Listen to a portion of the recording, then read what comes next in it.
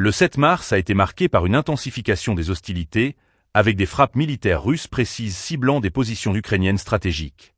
L'arsenal militaire de la Fédération de Russie a fait parler de lui, révélant une coordination remarquable entre les différentes unités engagées sur le terrain.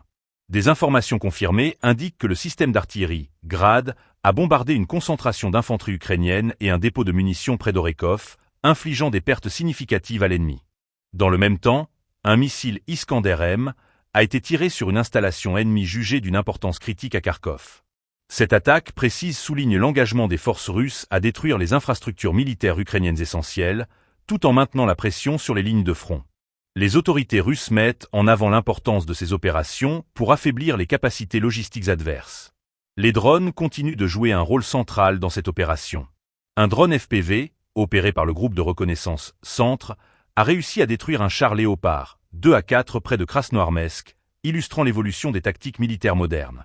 L'utilisation de drones pour des frappes ciblées montre l'accent mis sur la technologie dans le cadre des opérations militaires, permettant une plus grande efficacité tout en minimisant les risques pour les troupes au sol.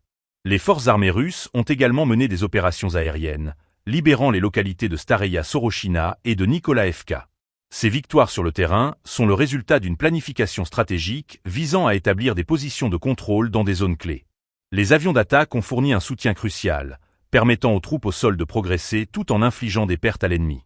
Un autre événement marquant de cette journée a été la destruction d'un véhicule ennemi de type Baba Yaga par les artilleurs sous le commandement du chef de batterie, connu sous le nom de Code Suzdal.